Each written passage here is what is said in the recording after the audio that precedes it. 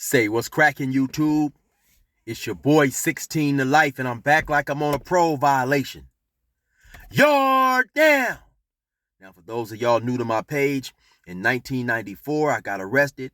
I was eventually sentenced to 16 years plus life, and I ended up serving 24 years straight in the California prison system. During those times, I accumulated some good stories and some good insight on things related to prison, and I'm going to share some with y'all today. In the event you happen to like this story, then definitely be sure to hit that like button, subscribe to my channel, and most importantly, hit that notification bell. That way, anytime I drop a story, you will be notified ASAP, Rocky, and you can hop on it whenever you're ready. Also, like I said, man, I rap, so definitely be sure to check me out. The flow is nothing like Curtis Blow. I got a song called Never Gave Me Therapy. It's on all major streaming sites. It's a video up for that on YouTube as well. Also, be sure to go to my playlist. My YouTube playlist. Scroll down to gas stations, and my music is right there. You definitely gonna be pleasantly surprised. Now, let's hop into this little talk right here I'm gonna give y'all today. And I'm sorry that I can't remember the name, but somebody left in my comments and asked me, what should a person do if their shelly is being extorted? And I told him that I would do basically a video on that. And I should have asked where he was from, because it makes a difference what state you're from, in my opinion, because California, due to California and so many people being gang affiliated and clicked up, it's a more difficult situation. But I'll address that in a minute. But now, personally, if I had a celly that was getting extorted, the first thing that I would want to do, I'd want to get to the bottom of what was really going on, because sometimes people aren't always honest and they get themselves in some trouble. So, I would want to find out if the dude was being extorted or if he was just being taxed per se. And what I mean by being taxed is if the individual had got himself in some trouble, maybe he'd bought some drugs or whatever, and he was unable to pay. And so the dude was just adding a little extra on to his bill because he was unable to meet the agreed upon price at the agreed upon date. Now, or if he was just straight out getting extorted, getting bullied, the dude saw or felt that he was weak and he was exploiting that, because like I said, prison is a predatory place. And so you're definitely gonna have individuals, and I've seen it happen. They may spot what they feel is a weakness or a person's unwillingness to defend themselves, to stand up for themselves, and they can start exploiting that person and extorting that person in a monetary type way, And like I said, though, most individuals, not all, but you have a lot of individuals in the California prisons that's connected with gangs affiliated and stuff like that. And so, of course, that's going to make extorting a person a little bit harder because people are not going to let their homeboys and stuff be exploited and extorted. But you do see often when extortion is happening, sometimes it is being a person's being extorted by whatever collective they have chose to run with. You have a lot of dudes who come to the county jail and they're not gang banging. Maybe 6-7 months down the line, they hit prison. Now they want to claim a gang or affiliate themselves with a particular neighborhood. So when they get to where they're going, sometimes you have people that remember them like, oh man, that dude wasn't gang banging in the county jail. Or they may get to where they're going and they're claiming a certain hood, and the dude go to ask them some answers and they don't have all the right answers. Or, hey man, so when did you start gang banging? Oh well, I got put on in the county. I've seen that happen. And so dudes start exploiting them, and taking advantage of them. So, like I say, depending on where the dude is from and all that stuff plays a major part. And how I would go about it. But like I say, my main thing first, what I would do, I would get to the bottom of the situation, before I would just run out there and get myself involved in something. I would quiz this dude excessively, made sure everything he was telling me was sounding true. Because also, first and foremost, I would want to wonder is, how much am I willing to go put myself on the line for an individual who won't stand up for himself? So like I said, by California prisons being so affiliated and stuff, if I go out there and go stand up for my Celly, I potentially bring others into it. And when I say others into it, I mean the homies who I run with and the guys who I align myself in that. So, stuff like that is extremely precarious. And so I have to be, careful about how I go about addressing the situation. But I had I knew a couple of individuals who was getting extorted, but I think also too it matters who my celly was, where he was from, and especially his age. Now, if he was a younger individual, extremely young, 18, 19, 20, 21 up in there, and I felt that some other dude that was older who knew better was taking advantage of him, then of course I would be more inclined to step up and speak up in his benefit, or go get at his homies, try to do something to rectify this dude's situation. Reason being, I'd be more inclined because when I first came to prison, you had older dudes, man, who reached out to me in different situations and stuff, and just was instrumental in trying to help us figure out the best way to navigate through prison, And so a lot of the dudes, when I got to prison, the older dudes, we have to keep in mind, and I'm gonna do a video on this later on, man, about the making of a gang member. But the older dudes who I grew up with, a lot of those guys didn't grow up ruthless and gang banging just right off the cuff, So a lot of them grew up with morals and stuff, and so even though later on they may have became gang members, a lot of their upbringing still trickled down into the way they done things and carried themselves in prison. It's a lot of good dudes in prison, and so okay, so back to I had a celly, and I did a story about this dude by the name of Simon. And I forget the name of the story that I called it, but I think the name of the story is My Celly Told on Me right in my face. And so but yeah, Simon, he was being lightweight extorted just for some food out of the kitchen. Now the dude who was extorting him was a blood who I also happened to be cool with and would talk to him all the time. So when Simon would get off work, particularly on chicken night, the dude would be there and Simon would tear him off a couple of pieces of chicken. Now, initially when I saw this happening, I thought that the dude was buying the chicken from Simon, because sometimes you have guys in the kitchen who will sell food as a hustle. But then one day, Simon didn't happen to bring no chicken back on chicken night, and the dude went hard on him, you know what I'm saying? Mashed on him and told him, he bet not never come out the kitchen without a couple pieces of chicken for him. So once Simon came into the cell, I asked Simon, hey, is that dude buying the chicken for you, or what happened? Simon said, no, he was just looking out for him and giving him the chicken. And so, in that situation there, I felt that, Simon had to stand up for himself, and then also it just all depends too on the, how much you vibe with your celly, and I'll get into that in a minute. Then I had another homeboy of mine, and I did a story on him, D. I'm trying to remember what I named that story was, man. It might have been he had the heart of a gunslinger or something like that. But my homeboy D was to this day I still don't quite know what he was doing, but he was either buying tobacco or some type of drugs from these dudes from another gang.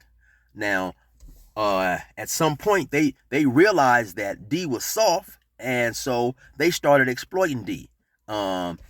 So D was supposed to send him money through Western Union. And at this time we had cell phones and we could call and this and that. So D would send him money through the Western Union, and he could see where they clearly had picked up the money at a certain time, because it tells you all that.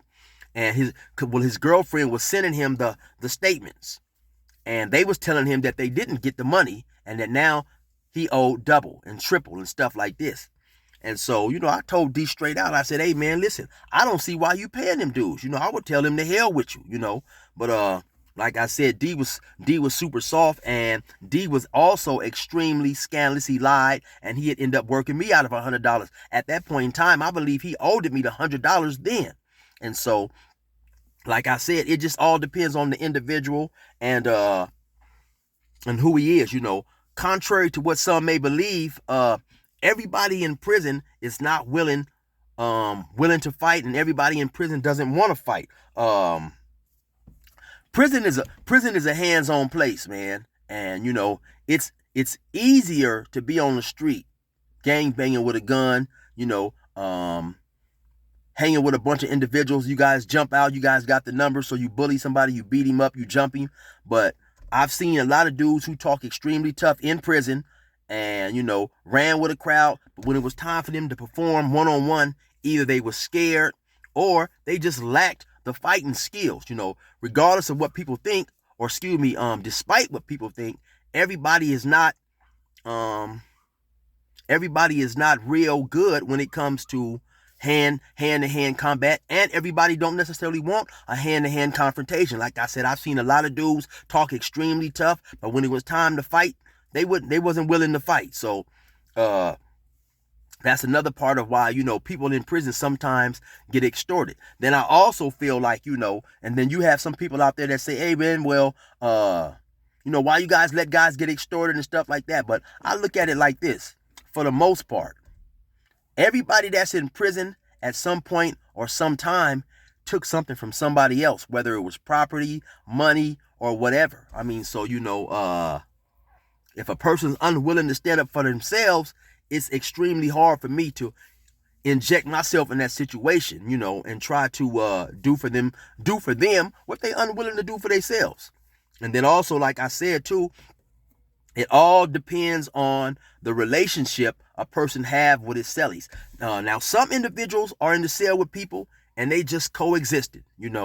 Maybe they program similarly. They're respectful. They both come in there, and that's another thing. It's hard to find a good celly, but maybe they just come in there, put the headphones on and just do their time. Don't talk a whole lot. Other people are like brothers with their celly.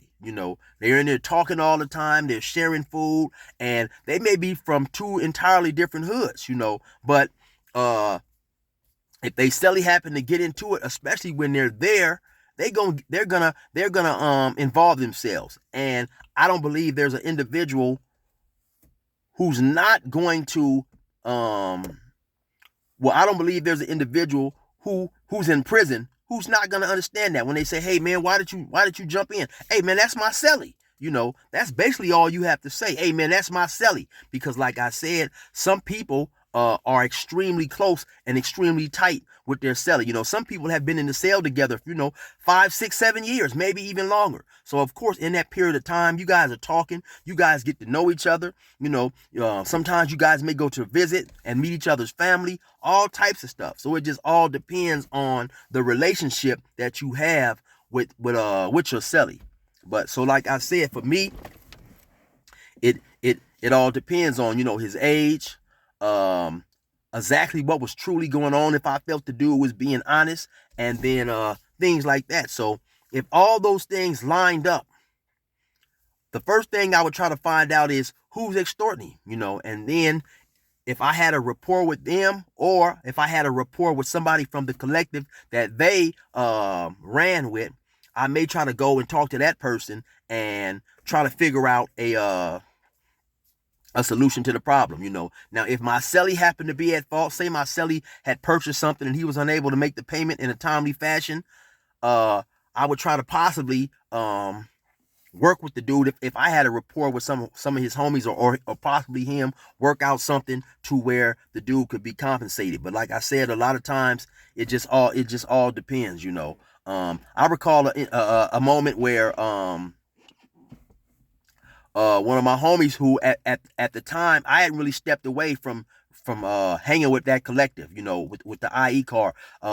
It was around 2015, I don't know, 16, somewhere around there, and things were starting to change in terms of the unity, and I was trying to get parole. I was tired of stepping up to the plate every time some new homie came and got involved. Like I say, the IE is extremely big. It's two counties, Riverside County and San Bernardino County, and all the cities within those counties. So it may be a person who's literally 3-4 hours away from me that I don't know, but just by our geographical commonality, when he comes to prison now, we're homies. And the youngsters idea of unity has changed a whole lot from when I initially went to prison. And so, like I say now, they do things that wasn't allowed. And so for a lot of these reasons, they do things that wasn't allowed when I first came, or stealing and stuff like that they think is cool. And so for a lot of these reasons, I had stepped away because I'm tired of trying to step up to the plate, getting into a fight, or potentially getting into a riot. Then you come back and the dude we was riding over didn't even participate, and stuff like that had happened. So anyway, so a partner of mine, man, somebody broke into his cell and stole a lot of his items. Come to find out, it was another so-called homie. And both these, the dude was young, and then come to find out, the dude who broke into the cell, he had an older homie on the yard who I thought was cool, and come to find out the whole time, the older homie had this dude's items. So I'm going to this dude, telling him, hey, yeah, man, we got to get this problem resolved. We got to find out who did this stuff and put hands on him and bust him up. And comes to find out, like I said, it was his younger homie who had did it, and he was holding the bag, and he didn't want to do nothing. He didn't want to discipline. When I say his younger homie, they was from the same neighborhood. They was from the same city, the same neighborhood, because like I said, within the Inland Empire, you have a bunch of different cities and bunch of different neighborhoods riding as one collective. And so things like that, playing favoritism, dudes being unwilling to basically keep things as they're supposed to be, regardless of who is the individual at fault. It shouldn't be you get exceptions if you get caught stealing.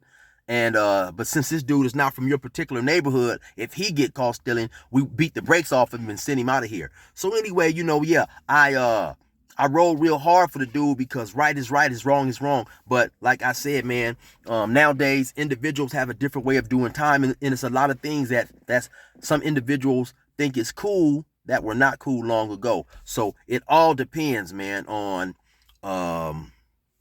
who the dude was and stuff like that, man. So sometimes it may be better off to just, let your celly handle it, because if he's not willing to go the extra mile, I don't think it would be wise for me to put myself in a position to get in trouble when this dude is unwilling. But it all depends, it all depends. Sometimes you have some cool dudes who come up in there, and just because you're a non-affiliate in California does not mean you will be preyed upon.